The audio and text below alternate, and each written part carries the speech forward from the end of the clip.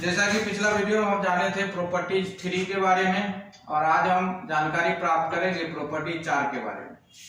Property 4 जो है, अगर लिमिट a से b तक है f(x) dx, तो उस परिस्थिति में हम इसको दो इंटीग्रेशन में तोड़ सकते हैं। पहला a से c f(x) dx और दूसरा c से b f(x) dx। अब आपको ये पता करना होगा कि किस सवाल में प्रॉपर्टी 4 लगाएंगे और किस में 3 लगाएंगे। तो 4 प्रॉपर्टी का यूज तभी कीजिएगा जब आपका क्वेश्चन मॉडुलस वाला हो। मॉडुलस वाला क्वेश्चन हो तब आपको प्रॉपर्टी 4 का उपयोग करना है, ठीक है। या ग्रेटेस्ट इंटीजर फंक्शन वाला सवाल हो, ग्रेटेस्ट इंटीजर वाला सवाल हो तब आपको इसका उपयोग करना है। या अगर f(x) का वैल्यू 2 दिया हो, f(x) का वैल्यू आपको 2 दिया हो, तब आपको इसका उपयोग करना है। तो सबसे पहले हम बारी बारी से जानकारी प्राप्त करते हैं। तो पहले हम जानते हैं मॉडुलस वाला क्वेश्चन के बारे में। तो चलिए एक सवाल लेते हैं और वहां से हम समझते हैं। तो क्वेश्चन है आपका, लिमिट 2 से लेकर के 5 तक x - 4 dx। तो यहां सबसे पहले प्रॉपर्टीज आप लिख लीजिएगा। जो प्रॉपर्टीज आप लगाइएगा वो प्रॉपर्टी यहां लिख लेना। बाय प्रॉपर्टी, कौन सा प्रॉपर्टी यहां लिखा हुआ है, a से b तक f(x) dx बराबर a से c f(x) dx plus c से b f(x) dx, c से b f(x) dx। तो अब आपको यहाँ पे पता क्या करना होगा कि a का मान क्या है वो पता कर लेना। a जान रहे हैं कि नीचे वाला होता है, तो नीचे में 2 है तो a का मान हो गया 2। b का वैल्यू क्या है, ऊपर वाला जो है यानी कि अपर लिमिट, वो b का मान होता है, b का मान 5। और c सवाल से निकलेगा। यहाँ जो सवाल दिया हुआ है वहां से आप c निकाल लीजिएगा। कैसे निकालिएगा, उतना बराबर आप 0 कर लीजिएगा। सभी क्वेश्चन में बराबर 0 ही करना है और वहां से आप x का वैल्यू निकाल लीजिएगा और जो x का वैल्यू आएगा वही किसका वैल्यू होगा, c का वैल्यू होगा। x का वैल्यू आपको पता कर लेना है। जो भी x का वैल्यू होगा वही किसका वैल्यू होगा, आपका c का वैल्यू हो गया, ठीक है। और अब इस सवाल में हम a की जगह a का वैल्यू, c की जगह c का वैल्यू, यहाँ भी c का वैल्यू, यहाँ b का वैल्यू बैठा देंगे। f(x) आपका यही रहेगा। और ये हम समझे कैसे कि ये प्रॉपर्टी लगाना है। इसके लिए आप देखिए कि इस क्वेश्चन में मॉडुलस का उपयोग किया गया है। अगर क्वेश्चन में मॉडुलस का उपयोग किया गया है तो हर हमेशा आप प्रॉपर्टी 4 का ही उपयोग करके उसको बनाइएगा। तो हम चलिए प्रॉपर्टी लगाते हैं। हम देखिए क्या है यहाँ पे, a का मान कितना है, 2 दिए। फिर क्या है, c का वैल्यू कितना है, 4, तो 4 बैठा दिए। और इंटीग्रेशन जो होगा उसी का होगा जो सवाल में आपको दिया गया है। सवाल में क्या दिया गया है, x - 4, फिर प्लस का सिंबल। दूसरा वैल्यू देखिए यहाँ क्या दिया हुआ, c का वैल्यू कितना है, 4, यहाँ बैठाए हम 4। और उसके बाद यहाँ क्या है, b का वैल्यू कितना है, 5, तो यहाँ बैठा दिया 5। ये हो गया x - 4 dx, x - 4 dx। अब इसके बाद क्या करना है कि फर्स्ट वाला जो सिंबल है, जो पहला वाला सिंबल है, सॉरी मिस्टेक, पहला वाला जो है उसका सिंबल चेंज कर देना। जो पहला वाला इंटीग्रेशन है उसका सिंबल क्या कर देना है, चेंज कर देना। ये -x + 4 dx हो गया, ठीक है। और दूसरा वाला में जो है वही रहने दीजिएगा, दूसरा वाला का चेंज मत कीजिएगा, फर्स्ट वाला का ही केवल चेंज करना है। सेकेंड वाला में जो है वही रहने दीजिएगा, ठीक है। फर्स्ट वाला का सीन बदल दीजिएगा। अगर माइनस में है तो प्लस में लिख दीजिए, प्लस में है तो माइनस में लिख दीजिए। फर्स्ट वाला देखिए किसमें, ये प्लस में है तो माइनस कर दिए, ये माइनस में है किसमें कर दिए, प्लस में कर दिए। अब इसके बाद इसका इंटीग्रेशन कर लेंगे। इंटीग्रेशन सबको पता ही है, x का इंटीग्रेशन क्या होता है, x² / 2, 4 का हो गया 4x, ये 2 से कहां तक, 4 तक। फिर यहाँ भी हम इंटीग्रेशन कर लेंगे, एक्स स्क्वायर बाय 2 और 4 का क्या हो गया 4x, 4 से कहां तक 5, 4 से कहां तक है 5 तक। अब देखिए अपर वैल्यू हम निकाल लेंगे, अपर वैल्यू कितना है 4 है, तो आप यहाँ पे 4 बैठाइए और 4 बैठा के हल कीजिए। अगर x की जगह हम 4 बैठाएंगे तो यहाँ हो जाएगा 4 का स्क्वायर बाय 2 प्लस 4 इंटू 4, फिर माइनस 2, लोअर वैल्यू बैठाइए, लोअर वैल्यू 2 बैठाएंगे तो यहाँ हो जाएगा माइनस 2 का स्क्वायर बाय 2 प्लस 4 इंटू 2।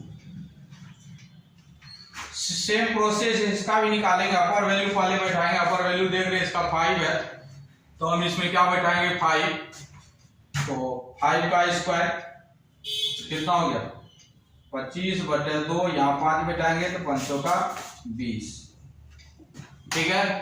और माइनस लोअर वैल्यू बैठाएंगे तो लोअर वैल्यू 4 है, 4 बैठाएं, 4 का स्क्वायर 16/2 और माइनस 4 गुना 4 16। यहाँ से हल कीजिएगा थोड़ा सा तो ये 4 का स्क्वायर 16/2 8 माइनस 8 और प्लस 16, यहाँ 4 2 का स्क्वायर 4, ये यहाँ से आपका कट जाएगा तो बचेगा -2 और यहाँ हो गया आपका 8।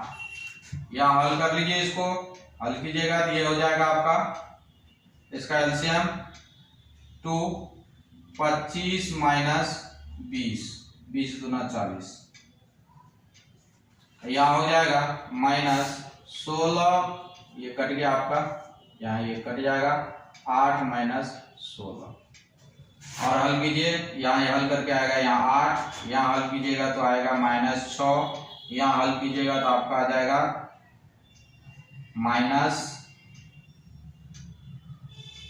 -15/2 और यहाँ हल कीजिएगा तो आपका आ जाएगा -8, तो माइनस माइनस क्या हो गया +8। तो यहाँ देखिए क्या आ रहा है 8 8 16, 16 में से गया 6 तो हो गया आपका 16 में से 6 गया तो 10 -15/2, एलसीएम हो गया 2 यानी कि 20 माइनस 15, फाइनल आंसर आपका 5/2 यही आ गया। तो मॉड्यूलस वाला क्वेश्चन जब भी आता है तभी आपको प्रॉपर्टी नंबर 4 का उपयोग करना है, अदरवाइज प्रॉपर्टी 4 का उपयोग नहीं करना है। तो 4 का उपयोग करने के लिए आपको सी का वैल्यू पता रहना चाहिए। तो सी का वैल्यू आप कहां से निकालिएगा, जो fx में दिया रहेगा उसी से सी का वैल्यू, जैसे प्रॉपर्टी में यहाँ क्या fx है ना, fx का वैल्यू क्या दिया हुआ mod x - 4, तो वहीं से हम किसका वैल्यू निकालेंगे सी का वैल्यू निकालेंगे। और जैसे सी का वैल्यू निकल जाएगा इस प्रॉपर्टी में हम सी का वैल्यू बैठा देंगे, ए बी का वैल्यू तो क्वेश्चन में ही दिया रहता है, वहीं से हम आसानी से ज्ञात कर लेंगे, ठीक है। अब आता है कि दूसरा सवाल कि दूसरा टाइप में, जैसे पहला तो ये पता हो ही गया कि मॉडुलस वाला क्वेश्चन आएगा तब इस प्रॉपर्टी का उपयोग करना। दूसरा, अगर आपका सवाल ग्रेटेस्ट इंटीजर फंक्शन वाला है तब भी आपको इसी प्रॉपर्टी का उपयोग करके बनाना है। जैसे देखिए ग्रेटेस्ट इंटीजर फंक्शन वाला सवाल किस टाइप से, जैसे दिया इंटीग्रेशन 1 से 4 तक ये ग्रेटेस्ट इंटीजर फंक्शन dx, 1 से 4 तक ग्रेटेस्ट इंटीजर फंक्शन dx। तो इसको जब हम तोड़ेंगे यहां से c का वैल्यू कैसे पता करेंगे, c का वैल्यू आपका ग्रेटेस्ट इंटीजर फंक्शन वाला सवाल में डिफरेंट टाइप का आएगा। जैसे कि 1 से 4 तक है, 1 से 4 के बीच में जितना भी इंटीजर है वो c का वैल्यू होगा। 1 से 4 के बीच में इंटीजर क्या आ रहा है 2 आ रहा है और क्या आ रहा है 3 आ रहा है। तो यहां से देखिए इसका एक ये पहला, ये हो गया दूसरा, ये हो गया तीसरा, क्योंकि c का वैल्यू 2 आ रहा है, c का वैल्यू क्या आ रहा है 2, बीच में 2 वैल्यू आ रहा है 2 और 3, बीच में जितना भी इंटीजर आएगा सब c का वैल्यू होगा। तो पहला जो हम तोड़ेंगे, पहला लिखेंगे 1 से 2 ये dx, फिर दूसरा लिखेंगे 2 से 3, वही चीज यूज करना है, इसमें चेंज नहीं करना है, जिसका इंटीग्रेशन करना है वही लिखा जाता है। फिर नेक्स्ट में जब आएंगे तो नेक्स्ट में क्या लिखेंगे हम 3 से 4 ग्रेटेस्ट इंटीजर फंक्शन dx। अब इसको तोड़ेंगे कैसे, जैसे मॉडुलस वाला में तो आप तो पहले से पहला वाला का चिन्ह बदल देना है, दूसरा वाला का नहीं बदलना है, लेकिन इसमें कैसे तोड़ना है तो वो समझ लीजिए कि इसमें कैसे तोड़ा जाता है। तो जो भी लोअर लिमिट होगा वही चीज इसका वैल्यू होता है, यहाँ से आप हटा दीजिएगा, ग्रेटेजर फंक्शन हट जाएगा, जो भी लोअर लिमिट होगा वही यहाँ लिखा जाएगा, इसके बदले लिखा जाएगा यहाँ 1। इसमें लोअर लिमिट क्या है 2 है, तो ये हटा के इसके जगह हम लिख देंगे 2, और इसमें लोअर लिमिट क्या है आपका 3 है, तो ये हटा के यहाँ क्या हो जाएगा 3। हर हमेशा ग्रेटेजर फंक्शन हट जाता है, जो लोअर लिमिट है वही आपका बचता है। अब 1 का इंटीग्रेशन करेंगे, बोलिएगा ये सर कैसे हुआ, तो ये एक 11th का टॉपिक है ग्रेटेजर फंक्शन, उसी से हम पता करते हैं। यहाँ हम आपको डायरेक्ट शॉर्ट में बता दिए कि जो लोअर लिमिट रहेगा वही बैठा दीजिएगा, ठीक है। 1 का इंटीग्रेशन क्या हो गया x होता है, कितना है 1 से 2 तक। 2 का इंटीग्रेशन 2x होता है, 2 से कहाँ तक 3 तक। फिर 3 का इंटीग्रेशन 3x होता है, 3 से कहाँ तक 4 तक। अब क्या करेंगे हम अपर वैल्यू बैठाएंगे, अपर वैल्यू क्या है 2, यहाँ बैठाए 2 - 1 हो गया पहला वाला। दूसरा वाला का निकालेंगे अपर वैल्यू 3, 3 दूना क्या हो गया 6, लोअर वैल्यू 2, तो 2 दूना 4। फिर इसमें अपर वैल्यू 4 बैठाए, 4 तिया 12, लोअर वैल्यू बैठाए 3 तिया 9, तो कितना हो गया ये 1, यहाँ आ गया 2 और यहाँ आ गया आपका 3, तो फाइनल आंसर कितना हो गया 5 1 6, ये आंसर हो गया।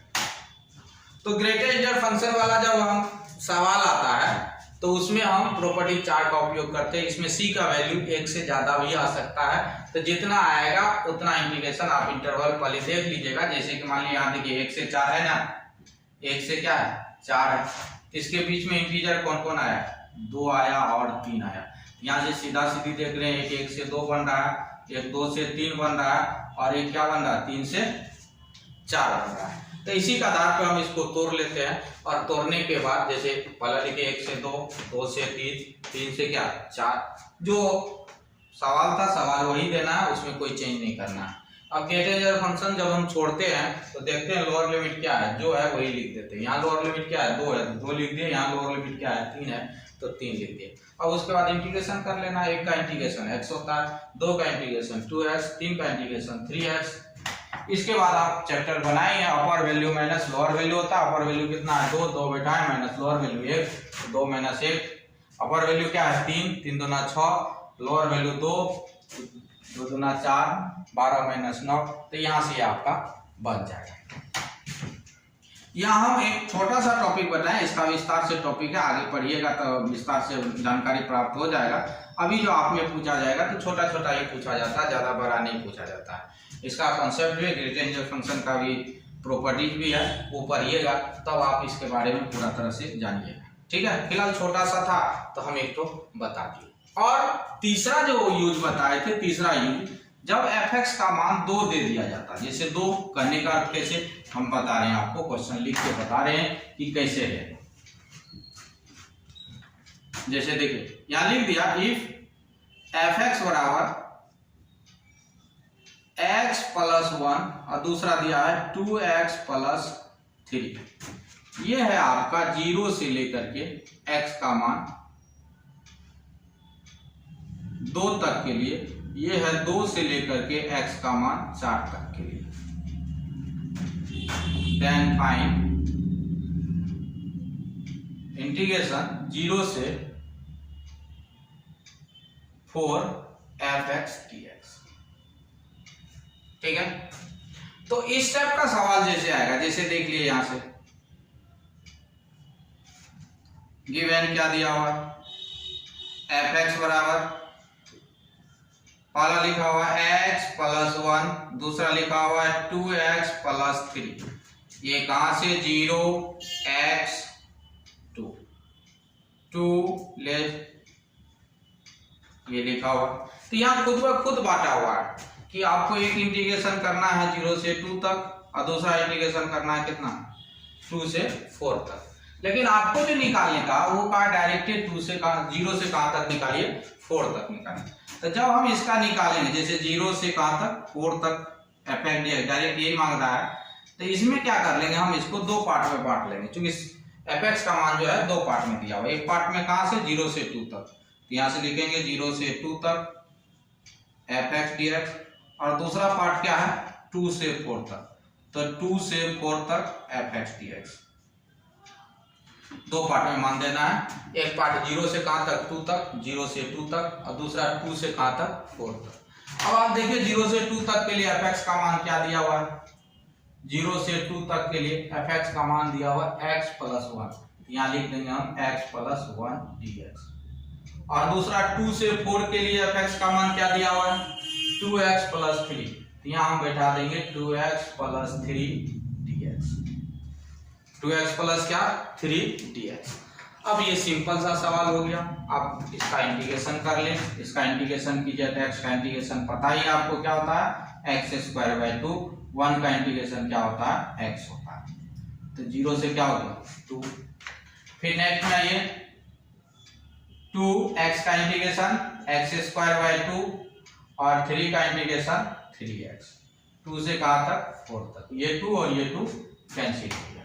अब अपर वैल्यू बैठाते हैं, अपर वैल्यू क्या है आपका 2 है, तो 2 बैठाइए, 2 का स्क्वायर 4 बाय 2 प्लस कितना हो गया 2, माइनस लोअर वैल्यूशन 0 बैठाइएगा तो 0 प्लस क्या हो गया 0।